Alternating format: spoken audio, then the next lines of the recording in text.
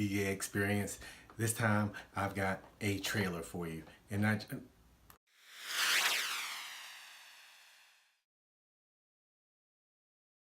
What's going on, good people? It's your boy D coming at you again with another episode of the DA Experience. This time I've got a movie review for you. And not just any movie review, probably the most anticipated movie of the year, the one and only Star Wars, aka Star Wars The Last Jedi, aka Episode 8. Yes, I have my shirt on. I'm ready to tell you about this movie. I saw it last night. I enjoyed it. First off, this was a good movie. I liked it a lot. It hit all those notes I needed for a Star Wars movie to hit. And after the first movie, which was mainly a nostalgia trip, which I loved, it was mainly a rehashing of Episode 4, aka A New Hope. This one, on the other hand, is in a totally new direction. They did some stuff that I was not expecting, especially the humor. This is probably the funniest or the most humorous Star Wars movie you'll ever see. The director took things some new directions. So only thing I can tell those avid Star Wars fans is do not go in with any expectations. Do not have any theories because everything will get turned on its head. This brought back Carrie Fisher, who unfortunately passed away, but has a big role in this movie. And it also brings back the one and only Mark Hamill as Luke Skywalker. You actually see Luke Skywalker doing his thing, seeing how his power has progressed as a Jedi, and you understand why he is known as the Jedi Master Luke Skywalker.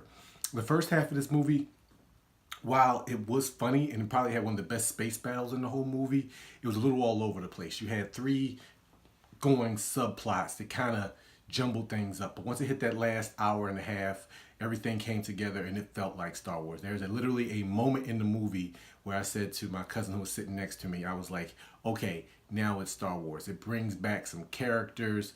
There was some growth. It introduced some great new characters, aka DJ, who was played by Benicio del Toro in the movie. We were actually introduced to the new threat. We get some answers, some questions answered, but also new questions started. I mean, it's Star Wars. For those of you that aren't huge Star Wars fans, you could still go see this one. This one could actually stand by itself to me. Even though, just be aware that this is the middle part of a new trilogy and things are going to end a certain way. We all understand that. But they definitely grew from the first one and expressed things perfectly. If I had any negatives to say about the movie, some characters at times did not fit their personalities for what we've known them to be.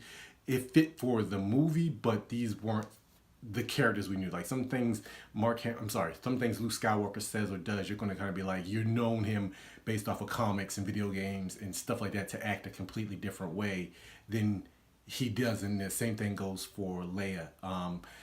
But that's what I'm saying. Do not go into this with any preconceived notions of what a Star Wars movie can be because they're going to get turned on their head right away. But the action was there. It was great seeing the lightsabers again. It hit all those notes it needed to hit for me. Again, so if you're a sci-fi fan, if you're a Star Wars fan, if you're an action fan, you're going to enjoy this movie. Another downside, this movie is 2 hours and 30 minutes long, I think. It definitely is 2 hours and 15. But when you add in the fact that most movie theaters show 10 to 8 trailers now, that's 30 minutes of trailers. So you're going to be looking at sitting there for about 3 hours. We went to a 9 o'clock show, 9:15, and we didn't leave out of there until about 12:15. So just be aware of that. And sometimes the writing can get a little hokey. You know, me and writing, that's just a thing about me.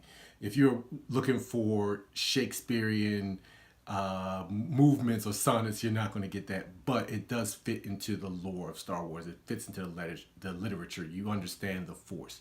You have fun with it. I'm gushing over this movie. Every character had a great moment in it.